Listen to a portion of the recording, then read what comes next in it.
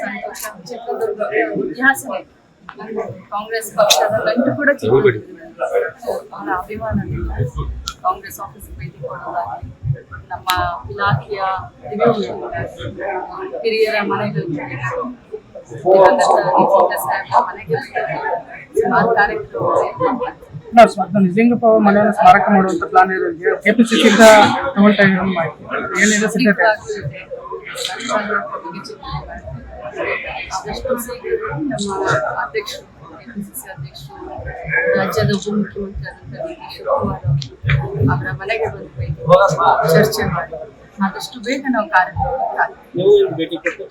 ಖಂಡಿತವಾಗ್ಲೂ ನಾನು ಇವತ್ತು ಗೌರವ, ಇಟ್ಸ್ ಮೈ ಆನರ್, ನಾನು ಕೂಡ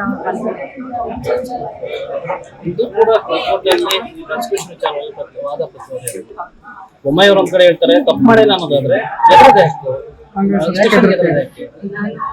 ಬೊಮ್ಮಾಯಿ ಸಾಹೇಬ್ರ ಬಗ್ಗೆ ಬಹಳ ಗೌರವನ ನಮಗೂ ಗೊತ್ತಿದೆ ಏನೇನ್ ನಡೀತಾ ಇದೆ ಪ್ರಸ್ತುತ ಅಂತ.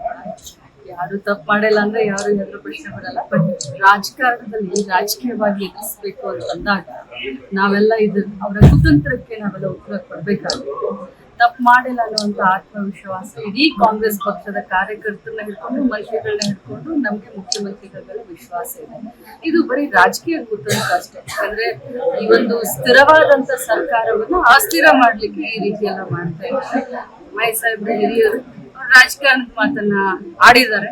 ಅವ್ರು ವೈಯಕ್ತಿಕವಾಗಿ ಸಿದ್ದರಾಮಯ್ಯನವರ ಬಗ್ಗೆ ಏನ್ ಮಾತನಾಡಿದ್ದಾರೆ ಅನ್ನೋದನ್ನ ಅಸೆಂಬ್ಲಿಯಲ್ಲಿ ಡಾಕ್ಯುಮೆಂಟ್ಸ್ ತಮಗೆ ಸಿಗುತ್ತೆ.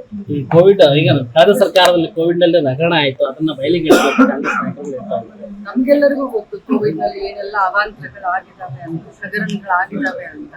ಇದು ನಾವು ಹೇಳಿದ್ದಲ್ಲ, ಅವರ ಪಕ್ಷದ ಮುಖಂಡರಾದಂತ ಯತ್ನಾಳ್ ಅವರು ಆ ಕಮಿಟಿಯ ಒಂದು ಅಧ್ಯಕ್ಷರಾದಂತ ಸಂದರ್ಭದಲ್ಲಿ ಎಚ್.ಕೆ. ಪಾಟೀಲ್ ಅವರು ಯತ್ನಾಳ್ ಅವರು ಕುಲಂಕುಷವಾಗಿ ಅದ್ರ ಬಗ್ಗೆ ಎಲ್ಲ ವಿಚಾರ ಮಾಡಿ, ಯಾಕಂದ್ರೆ ಮಾಸ್ಕ್ ಏನು ಮಾರ್ಕೆಟ್ ನಲ್ಲಿ ಸಿಗುತ್ತೆ ಅದರ 10 ಪಟ್ಟು ಜಾಸ್ತಿ ಹಾಕಿ ಕೊಟ್ಟಿದ್ದಾರೆ. ಆಕ್ಸಿಜನ್ ಅವಾಂತರಗಳಿರ್ಬೋದು, MDCVR ಅವಾಂತರಗಳಿರ್ಬೋದು, ಪ್ರತಿಯೊಂದು ಕೂಡ ನಿಮಗೂ ಗೊತ್ತಿದೆ, ನಮಗೂ ಗೊತ್ತಿದೆ. ಬೆಡ್ಗಳ ಅವಾಂತರ ಇರ್ಬೋದು. ಸೊ ಅದರ ಸಮಗ್ರವಾಗಿ ತನಿಖೆ ಮಾಡಿ ಸಮಿತಿಯವರು ಸರ್ಕಾರಕ್ಕೆ ವರದಿನ ಒಪ್ಪಿಸಿದ್ದಾರೆ. ಸೊ ಅದ್ರ ಬಗ್ಗೆ ಈಗ ತನಿಖೆ ಶುರು ಆಗ್ತದೆ. ಕಾಂಗ್ರೆಸ್ ನಾಯಕರು ಈಗ 100 ಕೋಟಿ ಅಂತ ಹೇಳ್ತಾರೆ. ಅದು ಅವರವರ ಬೆಲೆಯನ್ನ ನಿಗದಿ ಮಾಡ್ಕೊಂತಿದ್ದಾರೆ ಕಾಂಗ್ರೆಸ್ನವರೇ ಅಂತ ಮಾಜಿ ಮಂತ್ರಿಗಳಾದಂತ ಬಿ.ಸಿ. ಪಾಟೀಲ್ ಅವರು ಗೊತ್ತು ಅವ್ರಿಗೆ. ಯಾಕಂದ್ರೆ ಅವ್ರು ತಮ್ಮ ಎಷ್ಟು ಅವರ ಇದು ಅಂತ ಏನು ಬೆಲೆ ಅನ್ನೋದು ಅವ್ರಿಗೆ ಗೊತ್ತು. ಯಾಕಂದ್ರೆ ತಗೊಂಡು ನಮ್ಮ ಪಕ್ಷ ಬಿಟ್ಟು ಬಿ.ಸಿ. ಪಾಟೀಲ್ ತಮ್ಮನ್ನು ತಾವು ಮಾರ್ಕೊಂಡು ಬಿಜೆಪಿಗೆ ಮಾರ್ಕೊಂಡು ಹೋಗಿ ಅವ್ರ ಪಾಪ ಅವ್ರಿಗೆ ಬೆಲೆ, ತಮ್ಮ ಬೆಲೆ ಏನನ್ನೋದು ಗೊತ್ತಿದೆಯಲ್ಲ. ಸೊ ಅದಕ್ಕೆ ಆ ಭಾಷೆಯನ್ನ ಮಾತನಾಡ್ತಾ ಇದ್ದಾರೆ. In the floor of house assembly ನಡಿಬೇಕಾದ್ರೆ JDS ನ ಸದಸ್ಯರು, ಈಗೇನೋ ಅವರಿಬ್ರು ಒಂದಾಗಿದ್ದಾರೆ, JDS ನ ಸದಸ್ಯರು ಫ್ಲೋರ್ ನಲ್ಲಿನೇ ಮಾತನಾಡಿದ್ದಾರೆ. ದಾಖಲೆ ಸಮೇತ ದಾಖಲಾಗಿದೆ ಫ್ಲೋರ್ ನಲ್ಲಿ. ನನ್ನ ಮನೆಯಲ್ಲಿ ವಿಶ್ವನಾಥ್ ಅನ್ನುವಂತ MLA, ಈಗ ಕೂಡ ವಿಶ್ವನಾಥ್ ಅವರು MLA ಇದ್ದಾರೆ, 5 ಕೋಟಿ ತಂದಿಟ್ಟು ಇನ್ನಿಷ್ಟು ಕೋಟಿ ಅಂತ ಹೇಳಿದಾರೆ. ಫ್ಲೋರ್ ನಲ್ಲಿ ಮಾತಾಡಿದ್ದೀವಿ, ದಾಖಲೆ ಇದೆ.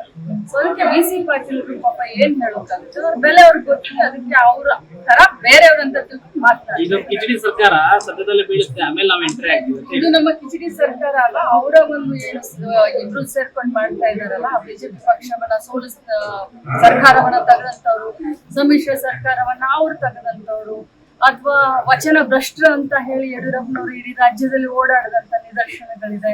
ಸೊ ಇದೆಲ್ಲ ಕಿಚಡಿ ಅವರಲ್ಲಿದೆ. ನಮ್ಮಲ್ಲಿ 136 ಜನ ನಾವು ಒಕ್ಕಟ್ಟಾಗಿದ್ವಿ, ಒಗ್ಗಡಲಾಗಿದ್ವಿ. ನಮ್ಮದು ಸಾಲಿಡ್ ಜನಪರವಾದಂತ ಕರ್ನಾಟಕ ರಾಜ್ಯದ ಜನರ ಆಶೀರ್ವಾದದಿಂದ ಬಂದಂತ ಸರ್ಕಾರ.